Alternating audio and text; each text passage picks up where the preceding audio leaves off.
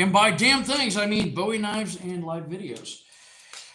If you have checked out any of my other live streams, or perhaps just tips and tricks, different videos of that nature, you will probably recognize a good portion of the content here.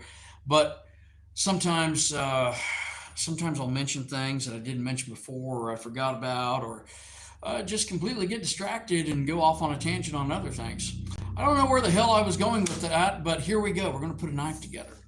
What I have here is one of my cowboy bowies forged out of spring steel, already been heat treated, set to a hammer marked satin finish, hot fit guard, and this is a nice bloodwood handle that I just finished out in a short amount of time on a previous video. Now, if you're watching, please tell your friends and be sure to like and subscribe. I appreciate if you share these out on social media as well. Now, first thing I want to do is I'm going to visually inspect, is everything set the way I want it to be? And I'm going to call it reasonable for this build. I have my handle material right here. I'm going to set that to the side actually. And what I'm going to be doing is I'm going to be finishing out a handle similar to this.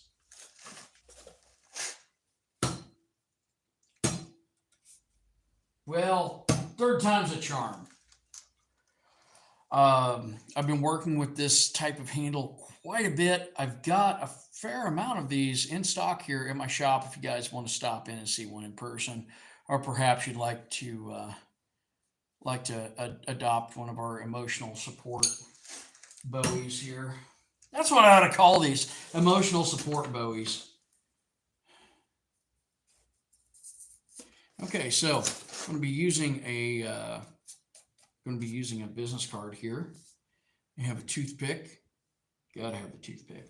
The longer toothpicks are actually a little bit better for this, just because if you break them, you can get a few more uses out of them. But if your budget relies on reusing toothpicks, you might want to reconsider a few things, some life choices and so forth. So using some JB Quick Weld here, so it's like 5 to 6 minutes at a reasonable temperature, and the temperature is getting to be relatively less reasonable. So mostly a 1-to-1 mix on this. That's what I go with. It doesn't take a whole lot, so don't mix a whole lot unless you're just going to be wasting your JB Weld. And somebody's probably going to say, "You just said if reusing toothpicks had any impact on your budget, essentially, you might want to reconsider your life choices." Well, how is JB Weld in relation? Well, you probably have me on that. All right. So we're doing about a 1-to-1 ratio on this. And what I'm going to do next, we have our hardener and our resin. They call it the steel. And I'm just going to mix this up. Now, this is going to be in cooler weather. This is going to be pretty damn stiff. Somebody can comment, "That's what she said." If you like, I'm down for it. Hey, I'll laugh about it. If Mike Peterson was here, he'd be like, "That's what she said." Sometimes cold weather has the opposite effect. But as this heats up and gets mixed, it has a tendency to become not as viscous. What I like to do on my handle here is to hit the ends first at the junction here. That's going to help fill in any gapping there.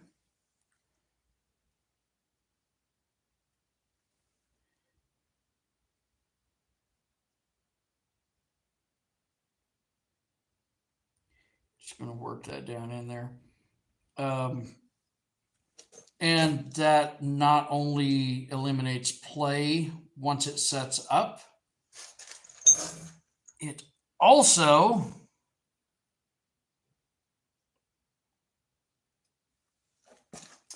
seals that area for when I do the pewter pour. And now I have extra. Not so much on extra, because I'm going to be applying that around the top of my handle. So this is a liquid fit up technique. Now using a rather viscous adhesive here, the JB Weld, and then I will be using some liquid pewter, some molten pewter. The nice thing about using liquid or moldable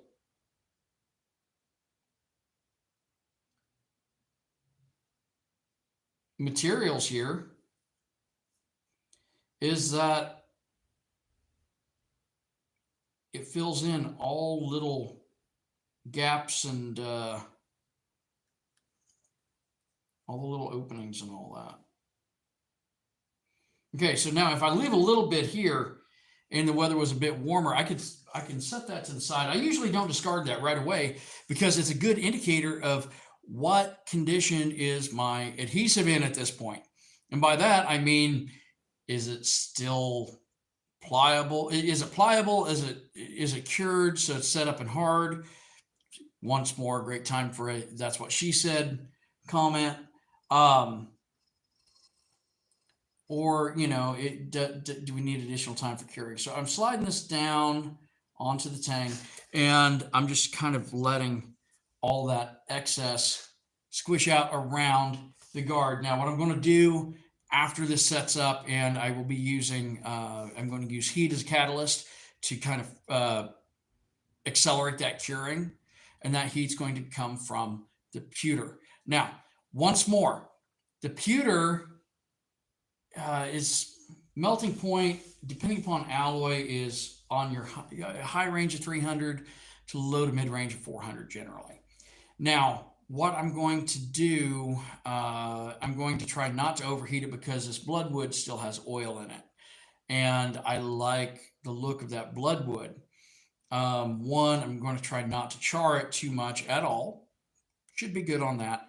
But what I am concerned about is the gas that's going to be produced from the oil. Now, the inside of this is charred from the burn through, and that's going to help with it a little bit. I'm still going to have a bubbling effect, kind of like small eruption, small volcanic geyser looking thing that could burn the living shit out of you. So be cautious about this. The other thing I'm going to do, I'm going to put, before I do that, I'm going to put some HVAC tape around it. We call it HVAC tape. It's just this aluminum tape that is used for joining ductwork as well as board insulation, and we use it quite effectively in pouring pommels and bolsters and, you know, doing stuff like that. So for those of you who still have feeling in your fingers and can still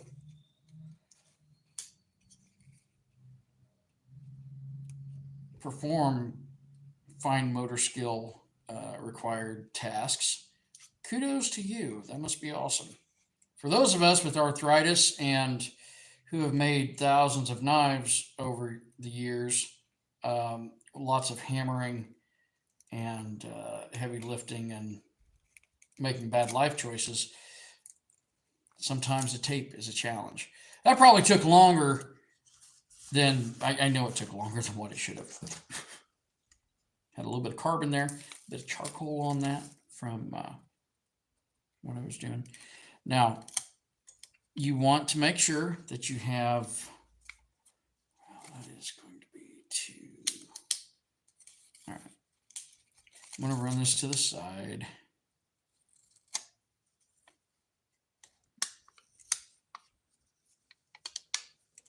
You have to make sure you get that you have good contact.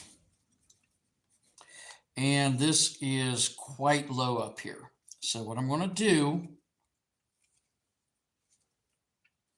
I'm going to get my tape to stick down.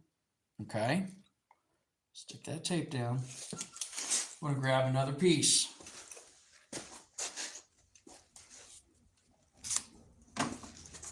Sometimes when you're working in the shop, you just have to go snag a piece.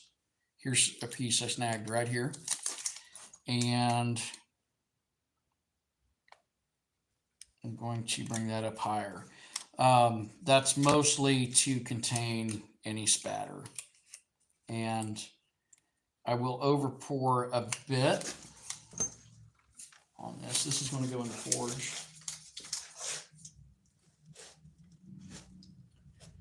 I need glasses to see a little bit here. Once more, using a round file. And the nice thing is I can kind of roll that down if I need to. Now this has way too much adhesive. It has a strong adhesive. The force is strong with this one.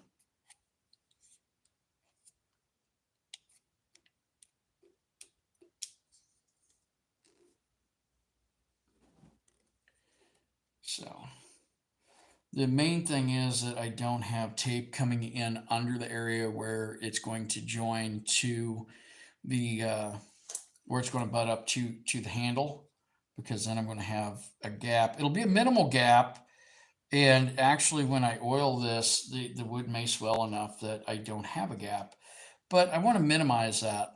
Now, some of you may be catching on already and saying, hey, if you pour it that way, it's just going to level across because it's self-leveling. It's a liquid. This is where I go ahead and turn that at an angle. And actually, I think what I'm going to do is I'm going to drop this down just a ways, because maybe you guys will be able to see into it when I do the pour. All right. Kind of see down into here a bit. All right. Next thing we want to do, one, I was talking about how this sets up. This is starting to get pretty tacky here. That's good. That means that we should be okay on this. I'm going to fire up my Atlas Forge.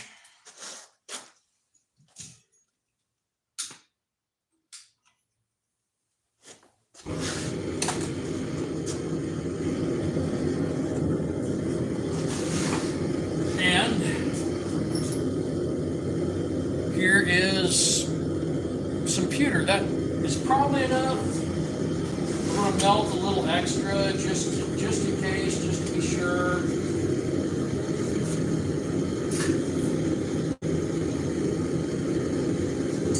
This also means that I'm going to have more for the next pour. And these I buy scrap pewter and I pour them into a muffin tin, and then I knock out these little medallions right here. Also, they're delicious. I don't have enough damn. Looks like I've already tried that. I'm missing teeth, right?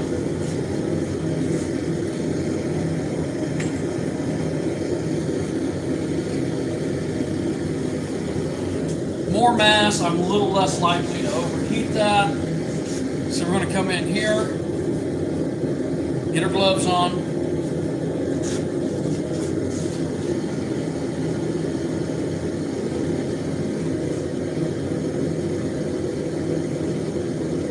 And we're going to let that heat up, and pretty much as soon as it's molten, I'll skim off. Look, a professional skimming stick. Oh, I got a little bit of char on it.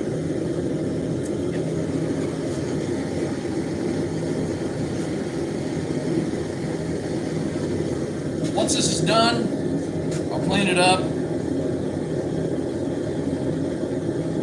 Finishing out another Bowie knife. This will be the third one this morning that I've been working on, so I'm looking forward to getting it done.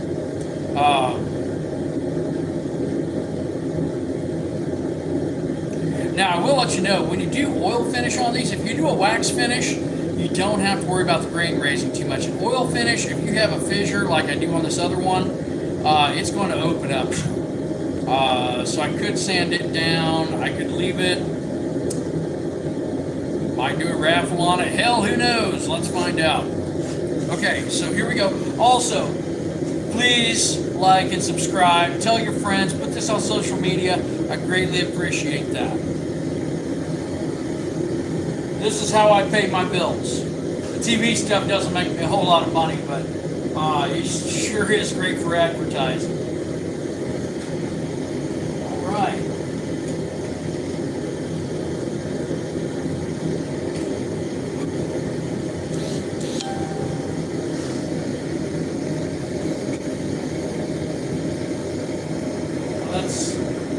That's starting to melt. I tried this with copper one time in a ladle, and it was so heavy, and when I took it out, it was so hot it actually broke and hit the floor and made quite a mess. Now this is looking pretty good. Needs to have a little more heat transfer.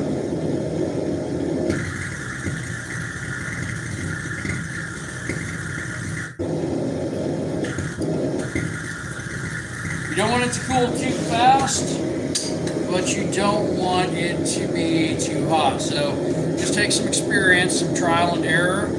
Here we go. And I'm pouring onto that cavity because I want, there we go. Yep, there's a bubble. I don't know if you guys can see that bubble forming.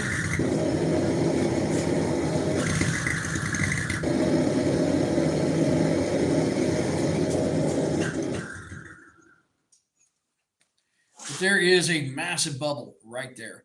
A lot of that's cooling. Okay, it just kind of broke away. And if you've watched my other videos, this is where I break out propane torch, because I want the gas to be released from the pewter. We don't want to have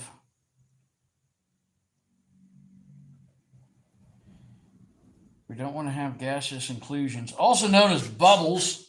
I guess I could just call the damn things bubbles, but let's turn that up just a little bit. This doesn't have to be real high by any means, but that's how I level this out again. And if there are bubbles in this, I would prefer that the gas escapes versus cleaning this up and then seeing that I have holes in the casting. And there's probably a more accurate, a better way to do this. I'm not sure what that is. So this is just kind of a technique that, this is how I do it. This is what works. Now, while that's cooling, I'll talk about a couple things. One, that I had notched the end of my tang, so those weren't threads; those were just notches, and that's how I make sure that that's not, going to just come off. It's locked onto everything. I've never had one come off, but I'm sure it could happen. This is now no longer really tacky. It's pretty well hardened up. We have a frosted effect here, so we're solid. And now I come down here and I start, I may have set up a little too much.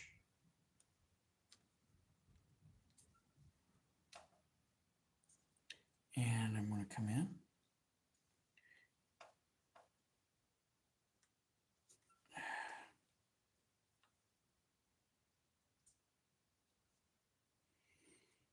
And I'm just peeling back the extra material here. Now that set up a little faster than I was expecting. It's also warmed up in here some.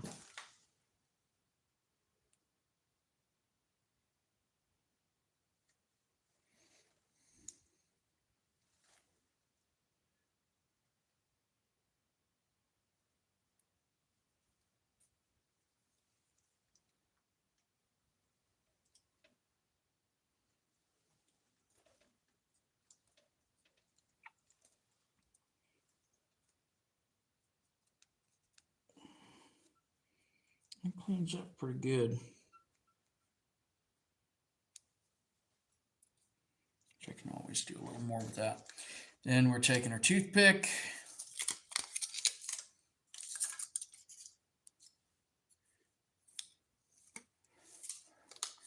I'm going to open that up. You know, the thing is, I have a lot of officers come in here, just passing through. We're next to the Georgia City Hall and all that. And I'm thinking, you know, it's going to look really funny. I've got these laying in the trash can like this, you know. I'm like, what the hell are you guys doing in here? Pouring pewter. All right, let me dispose of this real quick.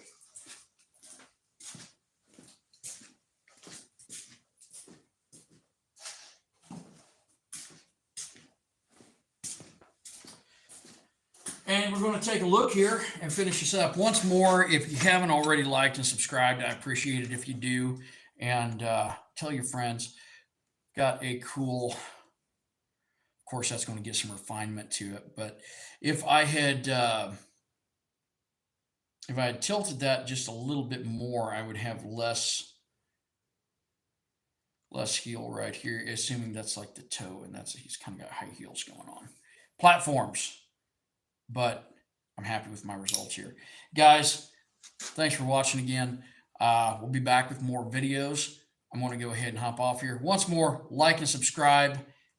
You can check me out on Season 4, Episode 2 of Forged and Fired, Deerhorn Knives. You can also see me on Master of Arms on Discovery Channel, Flintlock Axe Pistol, a lot like that. And if I had been left-handed or had a left-handed lock, it probably looked more like... yeah, that would have been left-handed. Opposite in selfie cam. Guys, we'll catch you later.